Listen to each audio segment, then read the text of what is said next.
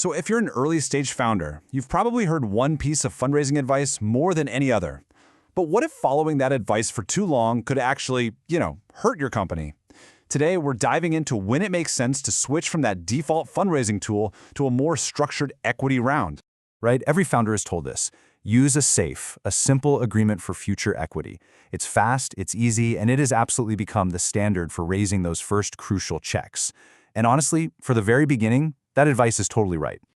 But here's the catch. That simple tool, the one designed to make your life so much easier, it kind of has an expiration date. If you use it for too long, you hit this tipping point where all that flexibility suddenly turns into some pretty dangerous ambiguity.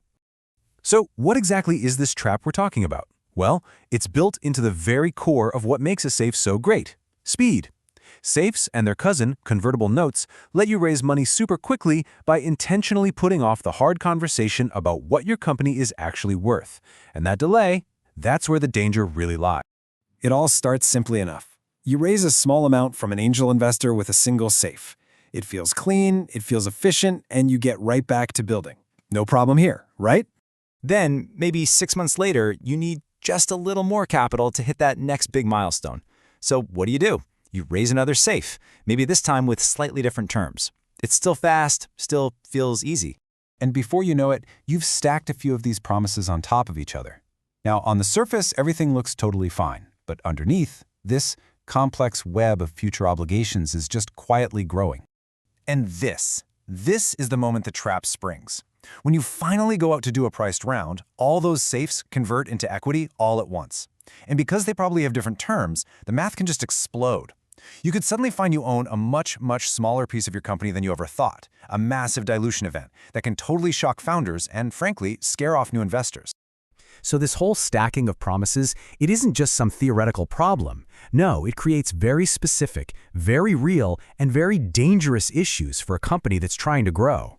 The result is a cap table, the official record of who owns what, that just looks like spaghetti.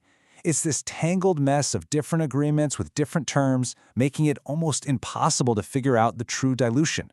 You literally don't know exactly how much of the company you own. And when a serious VC sees this, they don't see a clean investment. They see risk and a whole lot of confusion. Okay, so if SAFEs can get so messy, what's the alternative? Look, it's not about avoiding SAFEs altogether, not at all. It's about knowing when to switch to a priced equity round, which is an incredibly powerful tool for bringing clarity and control back to you, the founder. At its core, an equity round is actually pretty simple. Instead of promising shares sometime in the future, you're selling actual shares today. You and your investors agree on a valuation, and everyone knows exactly what they own from day one. It just replaces all that ambiguity with absolute certainty. And this really illustrates the fundamental difference, doesn't it? SAFEs are promises about the future, offering speed by delaying big decisions. Equity, on the other hand, is an agreement about the present reality. It gives you the structure and clarity you absolutely need to scale a real company.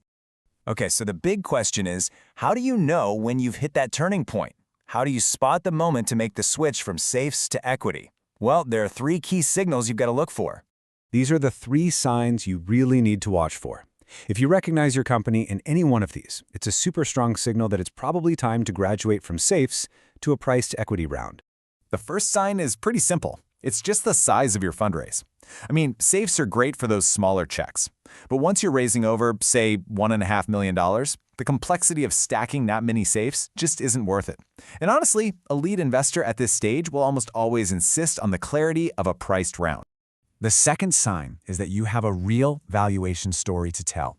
You don't need to delay that conversation anymore because you've got proof. You have a working product. You have paying customers. Maybe a technical breakthrough. You've got real traction. You can now confidently walk into a room and name your price.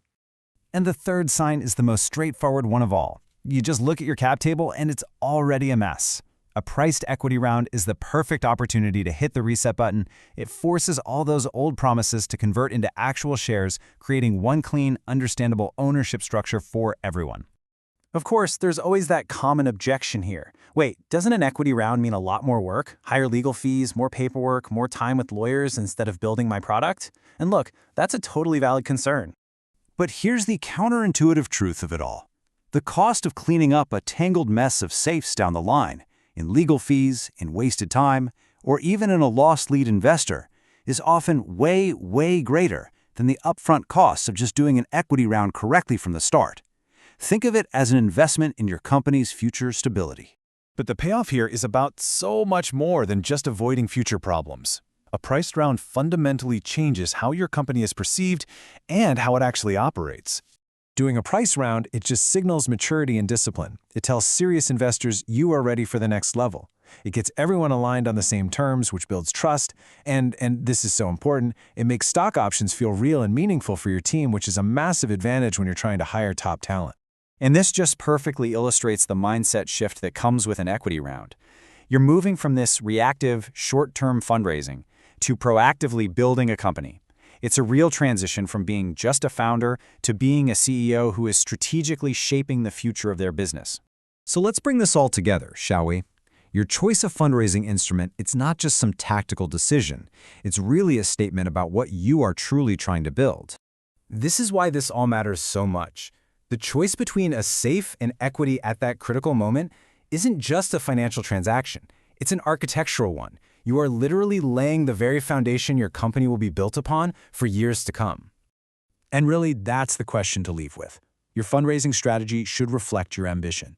A clean, structured approach using equity at the right time is such a powerful signal that you're not just focused on surviving until the next check, but that you are serious about building an enduring company.